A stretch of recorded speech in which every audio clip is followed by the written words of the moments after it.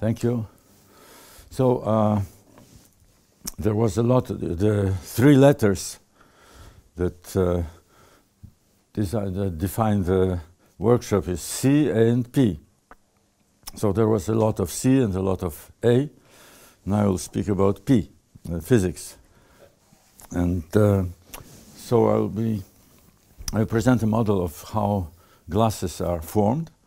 And before I will speak, I will define what glass is, and yeah.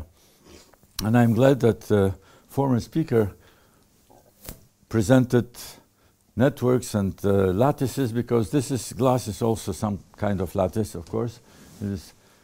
And the difference is that in the case of crystals, what is also interesting is that sometimes the same chemical compound can produce crystals or glasses. For example, the most popular, most widely known thing is dioxide of silicium, SiO2, which can be, the crystal is quartz, but if you melt it and decrease the temperature quick enough, it will become glass, and it is also used in chemistry, in this pure SiO2. But the structure is very different, of course. So the problem with crystals is that they are very well described in dual space. Dual space is just the space of, you can call it wave vectors or the translations. You find out the elementary cell, which can be translated. For example, this is typical FCC, the cubic structure. Once it covers all the atoms, so chemically it's exactly what it should be, and then you can just translate it in 3 directions and you get the crystal. Also in 2 dimensions you can see how the symmetry works, whereas in, in glasses, of course, there is no such symmetry. There is no translational symmetry, nothing. And of course, the problem of description, there is no possibility of describing it in dual space, because, for example, whenever you try to make a dual lattice, it's called Voronoi lattice. It's just simply you just take some lattice, and then you surround each atom with the bonds. You just take the perpendiculars, and then you obtain the cells, Voronoi cells. And then the problem is that if you start to do the same operation again, very soon you'll cover everything. It will be a terrible mess. Whereas in crystal, you can come back, and this is the crystalline symmetry. Okay, what is also very interesting is what characterizes glasses is the radial distribution function. It's completely different in crystals and completely different in glasses. The radial distribution function is just take an atom, you start to grow a sphere. At some point, you'll encounter some number of atoms. So you notice 4 or 8. Then you go, and then it's nothing. And then again, more atoms, and so forth. So the radial distribution function of a crystal, this is FCC, is like this. Of course, the more you go, the more you'll find atoms, because it grows, but it is like delta functions. The glass, which is made of the same chemical compound, will display, now I'll speak about the gas, the perfect gas. It is, of course, parabola, because if you grow, it is continuous. If you grow the sphere, the number of atoms you cover in the sphere, it grows like the volume. No, like surface, because you just look what is on the surface. So it grows. And in glass, what is interesting is that in glass you'll find, of course, the first peak will correspond to the first peak of a crystal, corresponding crystal. For example, SiO2, if you start with a silicium atom, you'll find 4 atoms in glass or in crystal alike, because it's a very rigid structure. But then it starts to behave, and so even, sorry.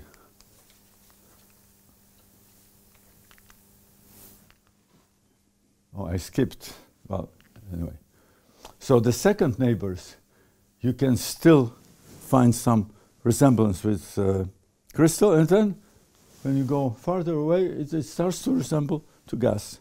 So this is the lack of information in itself is the most important information, that it is so random that just after second neighbors, you cannot really find any regularity. Although in microscopic level, just the first or second neighbors, there is very big regularity wherever it is glass or crystal. So you have this, for example, germanium and selenium, or germanium and, germanium, selenium, selenium itself. Selenium makes long chains. Germanium with selenium can give you regular structures like this, with ring or without. And these elementary clusters can be found also in glass, but they are random. Whereas in crystal, you just can repeat itself and you get a crystal. By the way, this germanium selenium or germanium arsenic selenium glass is it's present. You can find it here, you know where? Yeah, no, there's selenium, no, you don't need it. No, photocopy, in Xerox machines. You need selenium because it has this optical properties. It is light sensitive. It loses electrons when light.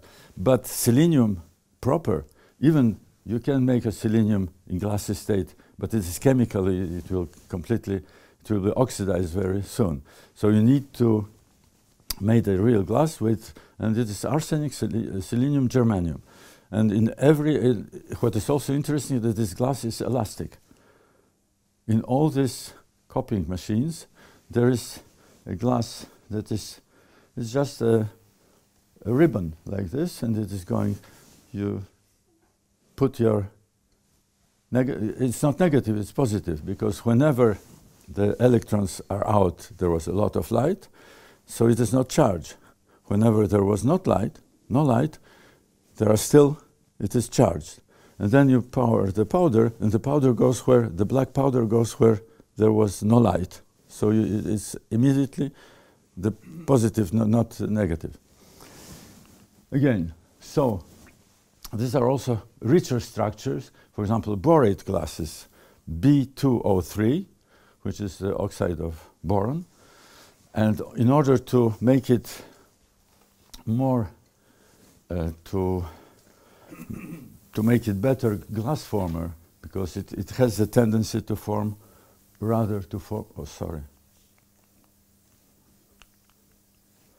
to form these boroxol rings, and it resembles a crystal. But in order to put more disorder, they put sodium oxide, which transforms,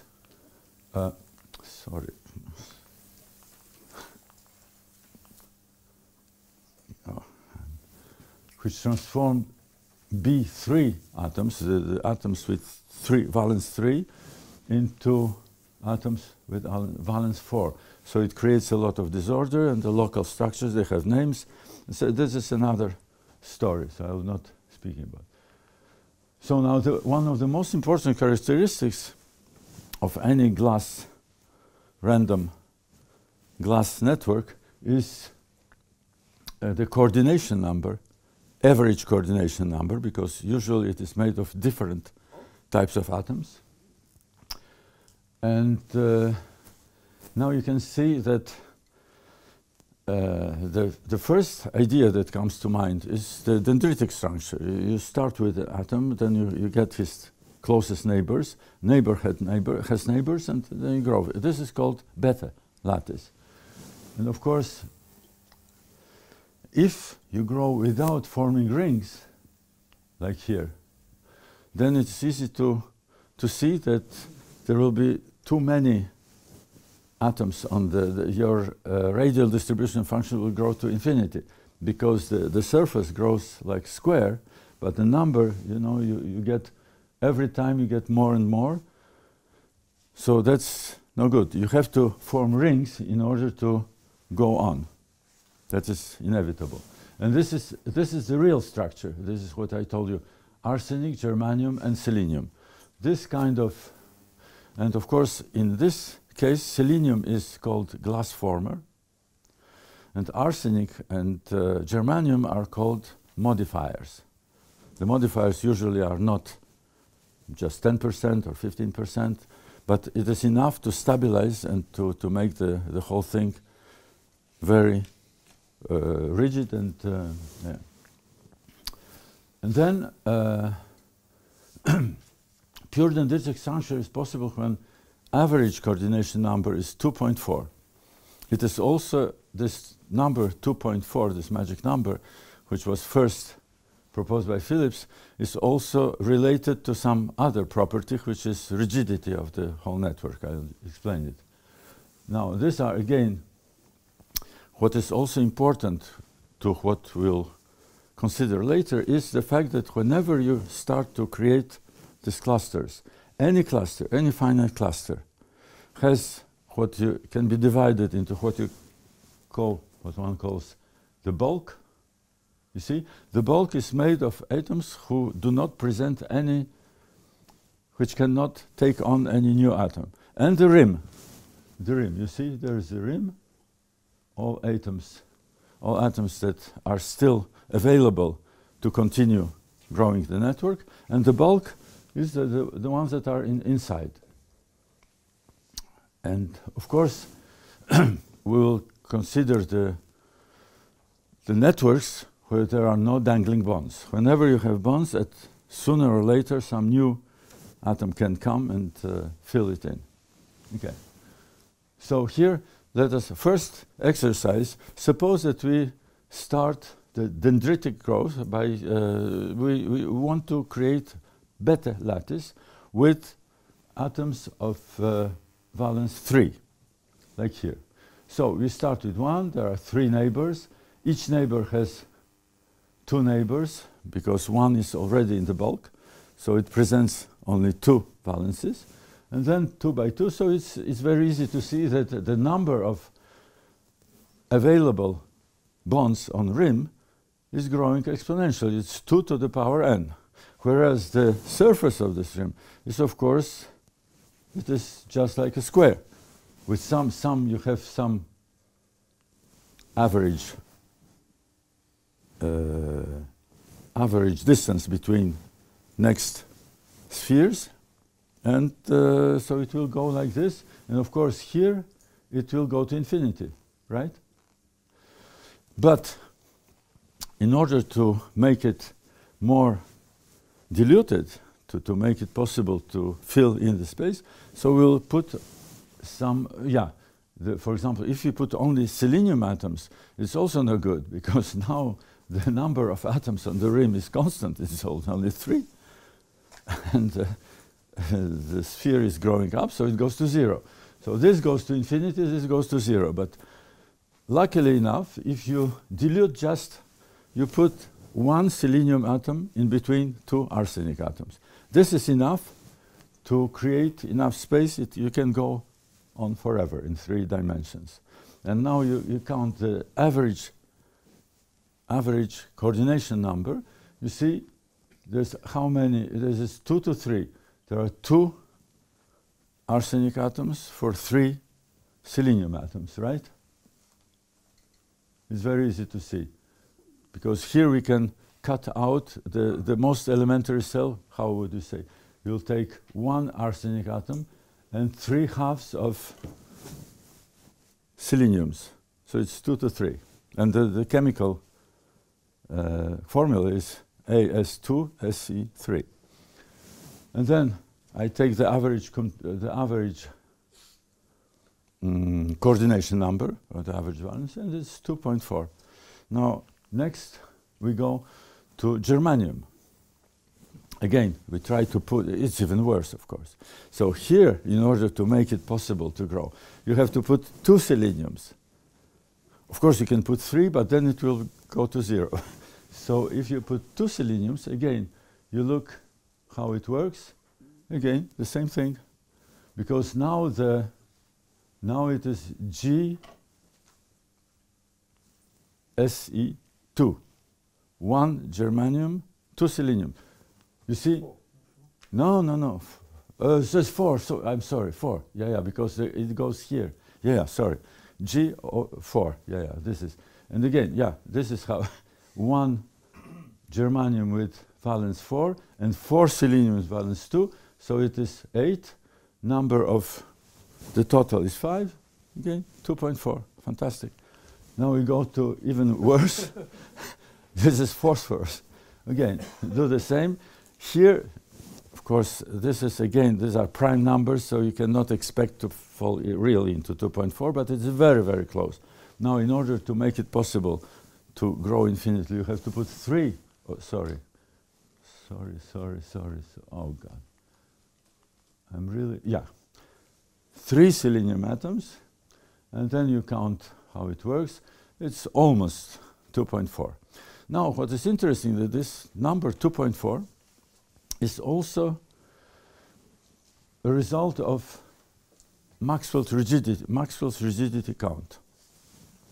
Whenever you have a network, you can suppose a network. Now imagine that these bonds are really materialized, that you have constraints. And there are, of course, 2 types of constraints. Either angular constraints, for example, if the angle is fixed,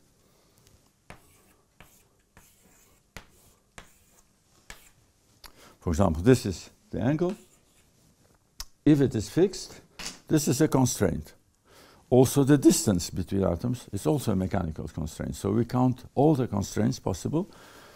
So let us see, what is the number of angular constraints? It's very easy to see. If you have valence 2, you have only 1 angle to fix. Of course, up to rotations and translations, this you forget. So 1 angle is enough, it becomes rigid. Now you add a third one. How many constraints you need? Oh. Who invented it? You cannot really get it.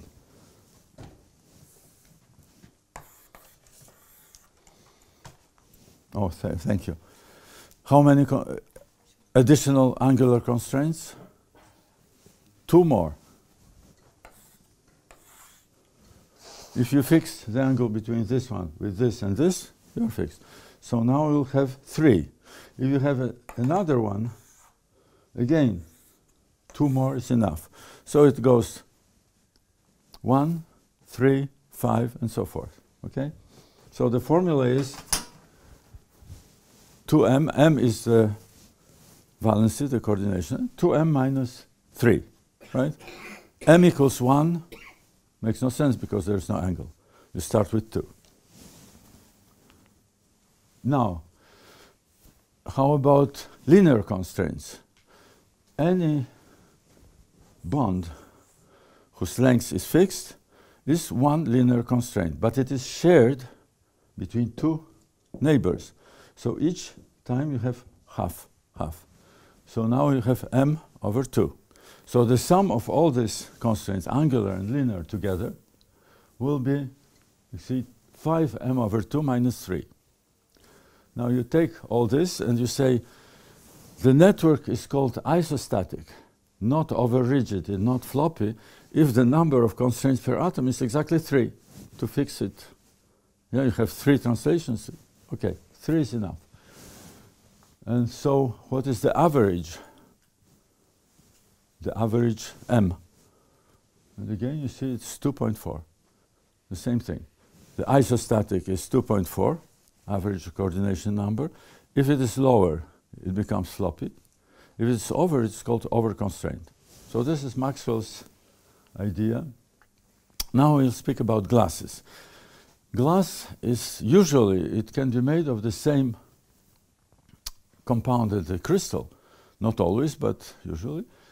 And of course, when you melt the liquid, when you have a liquid melt, for example, here on a PVT diagram, you have liquid, volume, you go down with temperature, it shrinks, the volume shrinks, and then at some point, there's a phase transition. very sharp phase transition, and then it shrinks, but not as easily as for liquid. So this is crystallization. But sometimes what happens, you can overcool the liquid. The same liquid can be overcooled. If you do it, first of all, it should be very, very, very proper. No little things inside, because they start nucleation. So no nucleation, it should be very clear and pure. Then it's possible to overcool, and that at some point there is a glass transition. And then you get glass whose density is usually less than the crystal, because it's random, but it's also, and this transition is not as sharp, it's not a phase transition, or you can call it, it looks like phase transition of second order, but it's even not, because it depends, the glass transition temperature, this is called glass transition temperature, depends also on the rapidity of cooling, so it's not, but usually the range is not very large. It's quite well. You have the same thing with CP, the how it's called, the calorific capacity, the heat capacity, with constant. Sorry. What do they do? Oh yeah, sorry. The heat capacity also undergoes, with the crystal, it undergoes a very sharp phase transition. With glass transition, it can be here or there, depending on the rapidity. Okay, so now there is also very typical thing with glass transition, that viscosity is exploding, literally. It is an exponential explosion of viscosity coefficient. In liquid, it was, here it is the other way around. You see, this is the Tg over T, glass transition temperature over the temperature. So here it is kind of infinite, very, very hot, and here it is cold. And you see, this is logarithm, because the viscosity goes and goes exponentially, so linearly in a logarithmic scale. There are different types of glasses. This is called strong glass former, when it is kind of linear, so the viscosity grows exponentially. And there are weak glasses, fragile glasses. This is Arrhenius graph. Now let us imagine what is going on. How much time do I have? 20 minutes. 20 minutes. Oh, okay. Very good. So let's imagine what happens during the glass transition, and why the viscosity is growing exponentially. That's not very difficult to understand. So in a melt, which is close to this glass transition temperature, you have already some number of clusters. It's not just pure molecules or pure, they are already, they started clustering. But there is a kind of, at constant temperature, there is still equilibrium between smaller and bigger clusters. Of course, if clusters become too big, they just dissociate, the smaller ones associate, but roughly, statistically, it's still the same. But mentally, you can suppose that we create mental image, the sheets of this phase space or whatever of these clusters. There are single atoms, then are doubles, triples, and so. And now, if temperature goes down, they start to, the equilibrium is no more valid, so they start to agglomerate more than they dissociate. Now, you see that this is the difference in number of atoms per average cluster grows proportionally to the number of atoms in cluster. Because if you say you take two triplets, two triplets come together, they skip onto sextuplets. Two quadruplets come together, they go already on the sheet with 8, and so forth. So this is the essence of the differential equation, will be just as simple. The rapidity of movement is proportional to the position. The velocity is proportional to position. So this is the exponential. This is why viscosity grows exponentially, because viscosity in such thing is proportional to the average number of bonds on an average cluster. The more, you see, it works like Velcro. You see, the more you have bonds that can meet other bonds, the more it is difficult to move.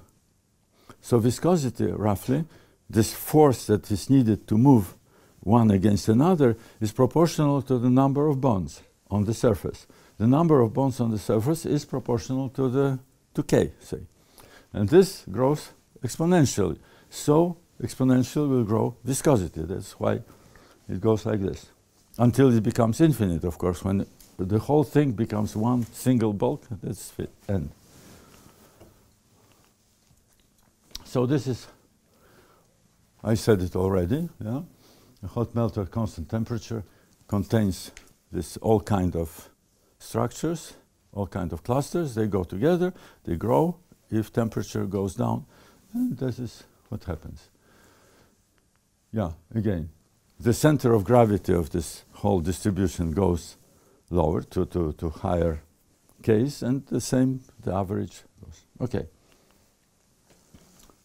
So now, these are words. This is physics, pure physics, no mathematics.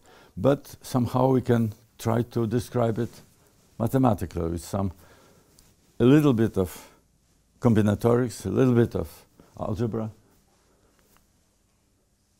Yeah, sorry. So, the idea is the following. First of all, what is the probability of getting a newcomer to glue to the bond? The probability is proportional to the concentration of, suppose we have binary glasses, selenium and arsenic. So the probability that arsenic will come is proportional to the concentration of arsenic, say C, and the probability that selenium will come is proportional to 1 minus C, because if you have only 2, the concentration is C, 1 minus C. Okay. And C is, of course, between 0 and 1. And then you have to take into account Boltzmann factors, because there is an energy, whatever, we don't even know whether it is positive or negative, because sometimes it can be exothermic, sometimes endothermic. Anyway, you have to, the probability also depends on the Boltzmann factor, on the energy you have to spend in order to make. Yeah, so now this will be the simplest, although it exists in nature. I mean, selenium and arsenic, you can form the selenium arsenic. Usually it's much better when there is some germanium, but then you'll see it's more complicated. But with just 2 items, 2 chemical compounds, selenium and arsenic, you can make already glass. So let us see, of course, what is, whenever you have a cluster, on the rim you'll find either a free selenium bond or 2 bonds of arsenic, because if it is taken, 1 is taken, you have 2. Of course, there is subtlety. In principle, you can have also 2 taken and 1 out, but I'll just simplify the model. Here is the idea, how we see how the clusters agglomerate, okay? What we can see, we suppose that arsenics can come together, 2 seleniums also can come together. So we have, this is called the glass former, and its concentration is 1 minus C. The concentration of modifier is C. And of course, in general, if it were a general model, we'll use not 2 and 3, but just MA and B, the number of, it can be very easily generalized. So what do we see on the rim? Now it's extremely simple, because it is just, you'll see that it will be just 2 by 2 matrix. And all this combinatorics is also extremely simple. So let's go. Whenever there is on the rim of a cluster, whenever you see a free bond of selenium. You can add either another selenium. So this position, I will call it X. Okay? If you add up another selenium, X is transformed into X. There's another, the same. But if this, I will call Y. So if arsenic sticks to the selenium, it transforms X into Y. Now, whenever you have a Y configuration on the rim, I mean the arsenic with two free bonds, then either you can put two selenium atoms, and you see the probability factor is here, it is twice. Why twice? Because it is two, valence is 2. Here it is. Here the valence is 3, so 3. It's proportional to the concentration of selenium and some energy. Here the same, concentration of arsenic and some another, it's eta. Of course, here we use the same eta because whenever it is selenium to arsenic and arsenic to selenium, it's just the same energy. Okay? But it is twice because there are two at once. Okay? So two energies are needed to form this. And twice you have two X's, so it is not 2 but also 4. The same here. Here you have 12 because you have multiplicity, either selenium here and arsenic here, or arsenic here, selenium here. Selenium has 2 possibilities, arsenic 3, so altogether you get 12. But in this you get either one X or Y. And finally, 2 Ys, 9. You have, one should not multiply by 2 because there is no multiplicity, it's the same. So it's just 3 by 3. You cannot permute, there is no permutation because it leaves its invariant. And it gives you 2 Ys. So once you get all this, we can, now we transform X. Now let us transform the probabilities, yeah? Probability to encounter Px or, yeah. Okay, this is just explanation. These are Boltzmann factors. So this is the energy we pay for 2 seleniums. This is the energy we pay for selenium with arsenic. And this is the energy to arsenics, or whatever it is. So now, suppose that we have a cluster. Of course, the whole thing can be repeated. You look at all clusters and you make the average. But even in one cluster, there is a probability to encounter selenium on the rim or arsenic on the rim. So one is called Px, another Py. Now, the matrix, you see, this comes from this diagram. You remember, to get an X from X, there was only one way. 2, 1 minus CE. So this is XX. This is XY. From Y you can 2 ways of getting X's and so forth. So, but this, of course, this cannot, such a matrix will not transform a column with probabilities into another column with probabilities. That is, you should normalize it. Now, how normalize? Each column should be normalized to 1.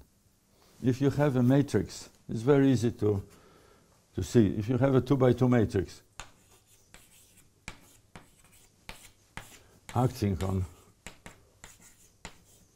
such that Px plus Py equals 1,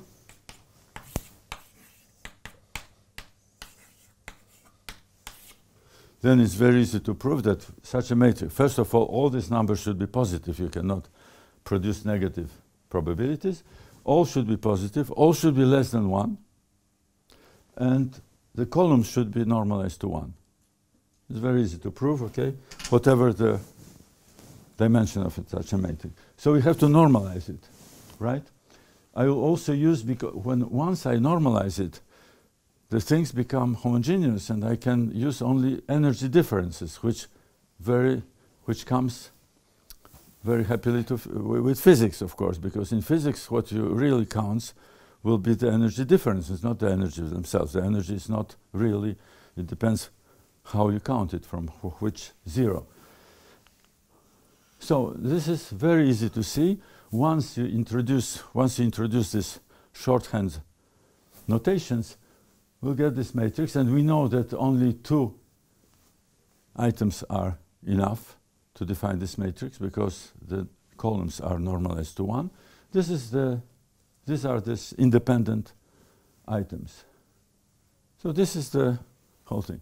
Now, what should I draw from it? What kind of physics? Very easy. When the glass transition occurs, first of all, the result is I see that glass is extremely homogeneous. Extremely homogeneous. That there are almost no fluctuations. The fluctuations are very small. If there were bigger fluctuations, as soon as the fluctuations become bigger than several atoms, glass is no more transparent. It becomes, you know, like milk. So it should be extremely homogeneous. If it's extremely homogeneous, it can be translated here. This means that this P prime and P, they should be the same. It should repeat itself all the time. So we have to, we see where is the eigenvalue 1, because, what I didn't tell you, if you have such a matrix, which is called stochastic matrix, which is normalized, all columns normalized to 1, it has all its eigenvalues less than 1, between 0 and 1, but there must be at least one eigenvalue equal to 1. There's always one. And so this eigenvalue will be the glass, because it is the most homogeneous solution. Okay? So this is what we are looking for. It's very easy to set the equation, because we have now the equation. These are 2 expressions. I organize them into an eigenvector of 1. Of course, I call it eigenvector. It's not a vector. Probabilities do not form a vector. It is just convex space. But whatever. It's the important thing that probabilities are transformed into probabilities, and that there exists a distribution that is stable under the action of this matrix. So this is the stationary, I call it px and py infinity. This is a stationary value. This vector, this probability distribution, you can add up as many clusters as one, nothing will change. It grows in the same way. This is glass, okay? So this occurs at glass transition temperature. Right. And of course, this is the same concentration that should be in the bulk. It should not be, you remember that around in the liquid there was a concentration of A's and concentration of B's. So here it should repeat itself. It should not departure from this. So this gives another important condition. You see? For example, Py was equal to C, should be equal to C. Py is the probability to find on the rim the arsenic. If arsenic concentration was C, so in this infinitely repeating itself structure, you should find the same concentration, no fluctuations, 0 fluctuation or minimal. So this is the equation. You see? It's not very difficult, right? So I open it explicitly, and what do I find? Well, quite logically, you can, from this equation, from this condition that, of course, I could write the same condition in Px, but I don't need it because I know that Px is 1 minus Py. I have just 2 probabilities. 1 is enough. So I see that what I can factorize out, it is C, or 1 minus C. This is obvious. Of course, if C is 1, you always have stationary because you have nothing else. Whatever you do, C remains 1. If C is 0, you have a pure selenium. It's also a stationary point. But what is new is that in between, this is a 3rd order equation. Very nice. So we have another linear equation, and here the solution is not trivial.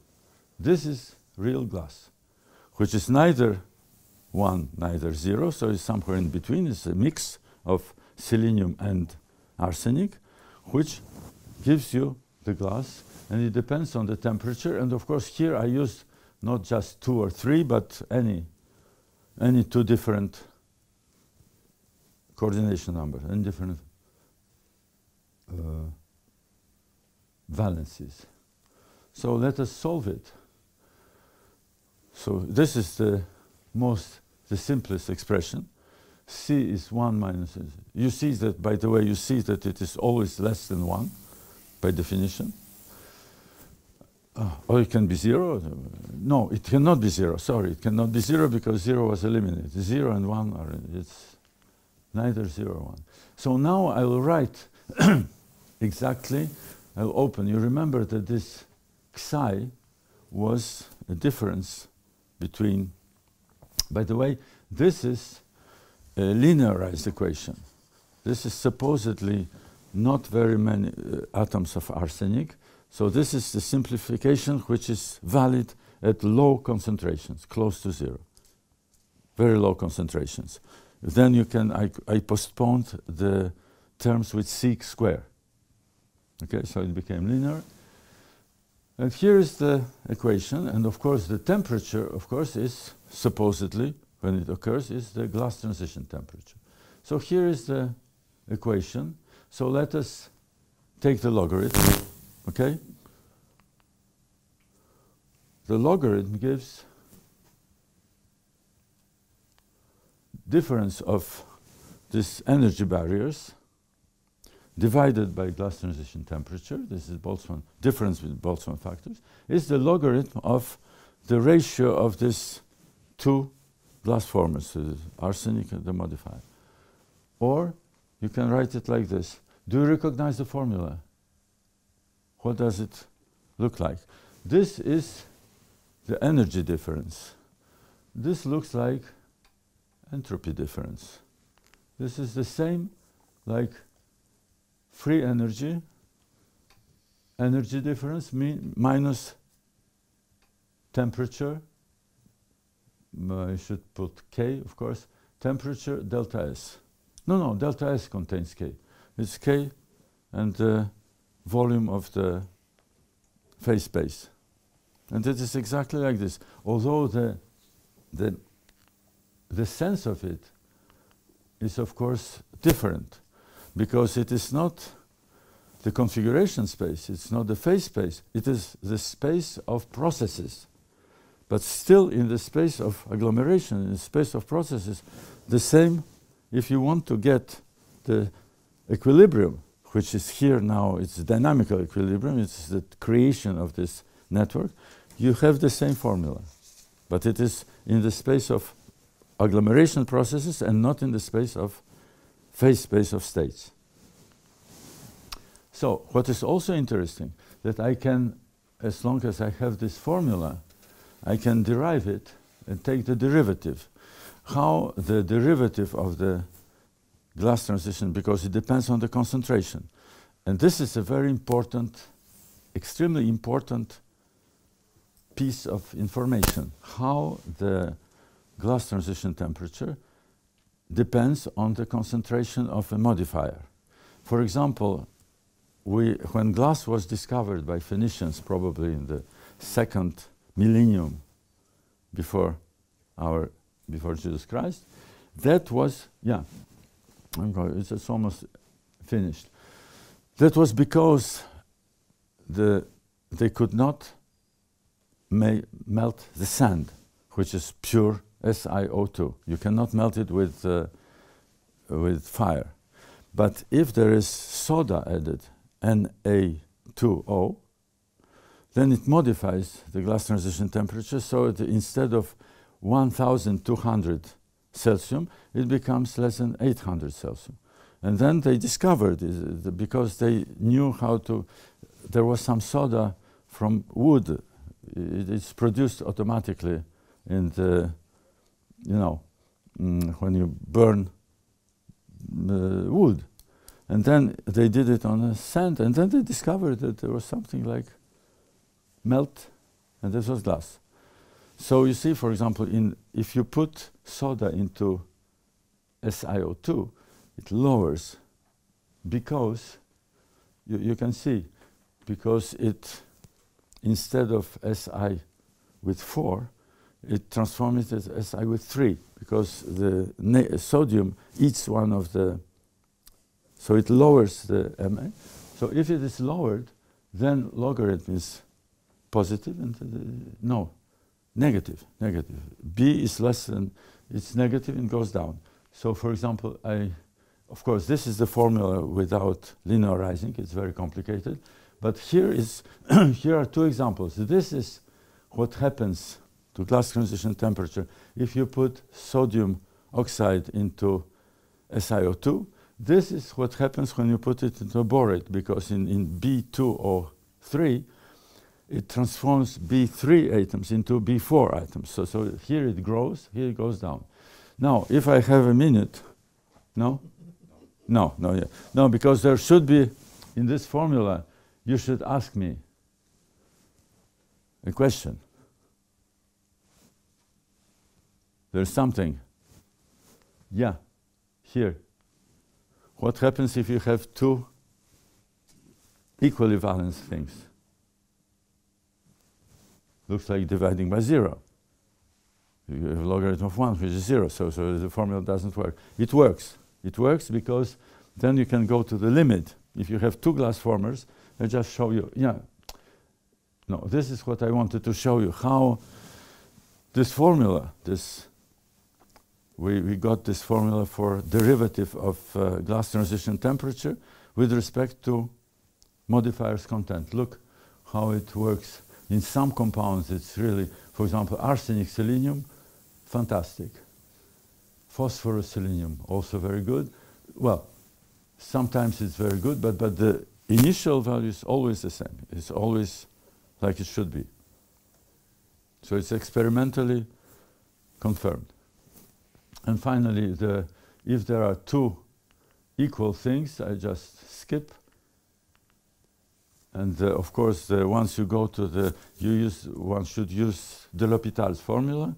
You go to the limit, and what you obtain, of course, is common sense, that then you get a straight line between two different glass transition temperatures. And this is also, you see, confirmed. Thank you. Sorry to be so long.